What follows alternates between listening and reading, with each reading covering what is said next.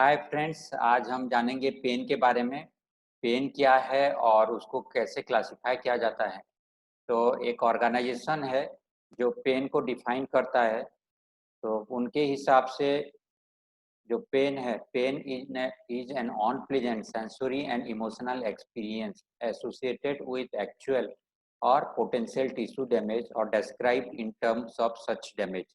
इसका मतलब है कि अगर आपको चोट लगा है तो पेन होता है, वो टिश्यू डैमेज से होता है। बट अगर कोई टिश्यू डैमेज भी नहीं है और भी पेन हो रहा है तो वो भी पेन कैटेगरी में आता है।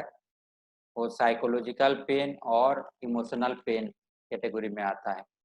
पेन को कैसे क्लासिफाई करते हैं? पेन को क्लासिफाई करने के लिए ड्यूरेशन या टाइम के हिसाब से करते हैं। जैसे अगर आपको 3 महीने से कम ड्यूरेशन का पेन है तो उसको एक्यूट पेन बोलते हैं। अगर 3 महीने से ज़्यादा हो गया तो उसको क्रोनिक पेन बोलते हैं।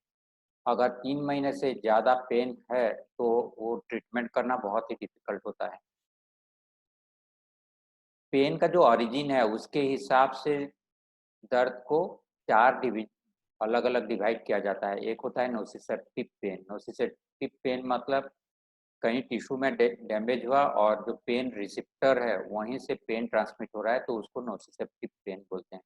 न्यूरोपैथिक पेन, अगर नर्व में ही डैमेज हो गया है तो वहाँ से जो पेन जनरेट होता है उसको न्यूरोपैथिक पेन बोलते हैं और ये यूजुअली क्रोनिक होता है और डिफ़िकल्ट होता है ट्रीट करने के लिए।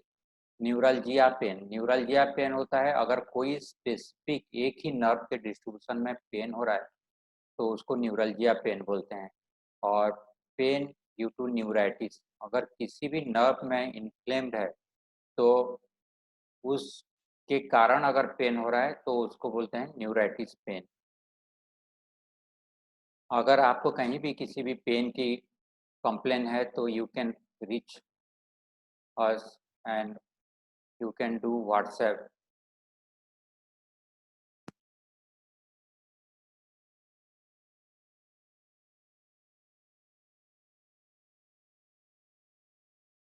Thank you.